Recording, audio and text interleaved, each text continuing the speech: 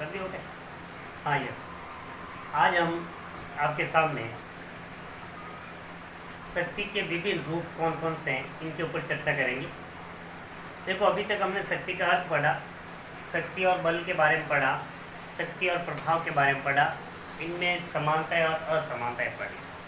आज अपना मुख्य बिंदु है शक्ति के विभिन्न रूप। शक्ति किन किन रूपों में होती है, यहाँ पर आज अपन 3 शक्ति के रूपों पर चर्चा करेंगे। वो है एक तो राजनीतिक शक्ति, एक आर्थिक शक्ति और एक विचारधारात्मक शक्ति। सबसे पहले मैं बात करूंगा राजनीतिक शक्ति के रूप में। देखो, जैसा राजनीति नाम आते ही हम राजनीतिक दल, ये सरकार, ऐसी संस्थाओं से सीधा इनका अर्थ लगा लेते हैं। ये वास्तविक उनसे संबंधित शक्ति होती है और सही है, बिल्कुल अपना अर्थ सही है कि राजनीति, जो राजनीति से जुड़े हुए जितने भी महकमे है, उनके द्वारा जो प्रयुक्त पावर होता है वही आपकी राजनीतिक शक्ति के रूप में माना जाता है। देखते हम यहाँ पर पद, प्रतिष्ठा, कर, पुरस्कार, दंड और इनका आवंटन जो होता है, ये कुछ राजनीतिक संस्थाओं के माध्यम से होता है। और ये राजनीतिक संस्थाएं कौन कौन सी है? व्यवस्थापिका, कार्यपालिका, न्यायपालिका। ये इनका आवंटन करती है, किस प्रकार का किसको पद देना है, कैसी प्रतिष्ठा बनानी है, किसको क्या पुरस्कार देना है। ये राज्य पूरे राष्ट्रीय स्तर पर ये निर्धारण करती है। इसके कारण इनको औपचारिक अंग भी कहते हैं। ये 3 है औपचारिक अंग, व्यवस्थापिका, कार्यपालिका और न्यायपालिका, जो राजनीतिक शक्ति का पूरा संचालन करते हैं।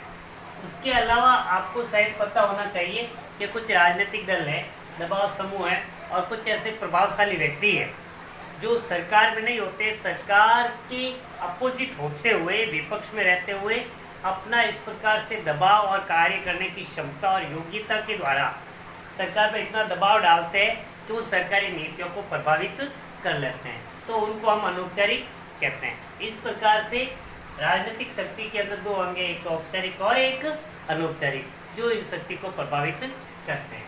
दूसरी है अपने आर्थिक शक्ति।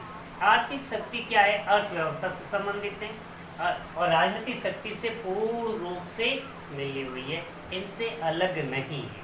आर्थिक शक्ति और राजनीतिक शक्ति एक दूसरे से जुड़ी हुई है, एक दूसरे के परस्पर पूरक है और निर्भर है।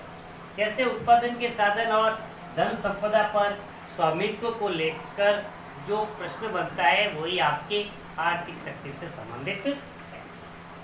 इसके अंदर क्या होता है कि आर्थिक शक्ति है जो आपकी राजनीतिक शक्ति को पूर्ण रूप से प्रभावित करती है, क्योंकि बिना अर्थ के, बिना आर्थिक शक्ति के राजनीतिक कार्य संभव नहीं है।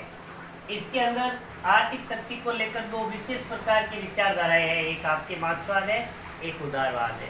उदारवाद क्या कहता है कि भाई हर प्रकार के साधनों का योग है जो आर्थिक शक्ति को निर्धारित करता है, जबकि इसमें मार्क्सवाद तो एक ही बात कहता है कि जितनी भी सारी व्यवस्थाएं है, सारी शक्तियाँ है, सारा सिस्टम है, वो पूरा का पूरा आर्थिक शक्ति पर ही निर्भर है। इस प्रकार से अर्थव्यवस्था को राजनीति से भी महत्वपूर्ण माना जाना जाता है। तीसरी है आपके विचारधारात्मक शक्ति। देखो, विचारधारात्मक शक्ति क्या होती है? सबसे पहले विचार, यानी कि अपने विचार या अपने सोचने समझने का जो दृष्टिकोण है, वही आपके विचारधारात्मक शक्ति है। हम अभी क्या सोचते हैं, फिर नए व्यक्तियों के संपर्क में आते हैं, उनके विचारों को ग्रहण कर लेते हैं और उनके विचारों को ग्रहण करके अपने विचारों में परिवर्तन लाते हैं। इस प्रकार से इस परिवर्तन को हम विचारधारात्मक शक्ति कहते हैं, यानी कि सामने वाले के जो दृष्टिकोण है वो हमसे बेहतर था, जिसके कारण हमने उसको ग्रहण कर लिया। तो ऐसी स्थिति में आपके देखो, सामाजिक है, आर्थिक है और राजनीतिक व्यवस्था को उचित और अनुचित ठहराने के लिए विभिन्न प्रकार के जो विचार या दृष्टिकोण है, वो आपके विचारधारात्मक शक्ति के अंतर्गत माने जाएंगे।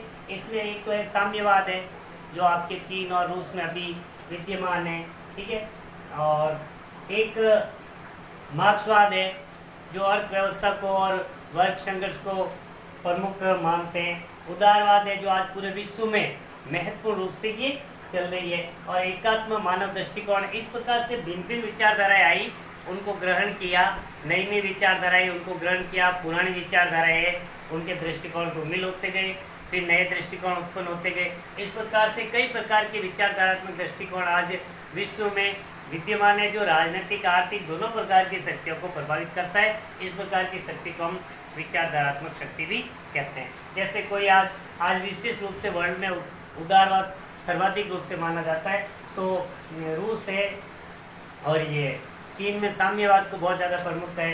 इधर आपके मार्क्सवाद है जो यूरोप में बहुत ज़्यादा है, और कहीं पर एकात्म मानववाद को भी बढ़ावा दिया जा रहा है। इस प्रकार से देखा जाए कि शक्ति है जो 3 रूपों में प्रयुक्त हो रही है। आज शक्ति के 3 रूपों पे हमने चर्चा की थी। कल हम करेंगे शक्ति संरचना के विभिन्न सिद्धांतों के ऊपर चर्चा। आज तक इतना ही। आप मेरे चैनल को सब्सक्राइब करें और साथ ही बेल आइकन को दबाएं, ताकि रोजाना जो आपके बिंदु या अलग अलग 12 से संबंधित जो लेसन है वो आपके सामने आते रहे। Thank you.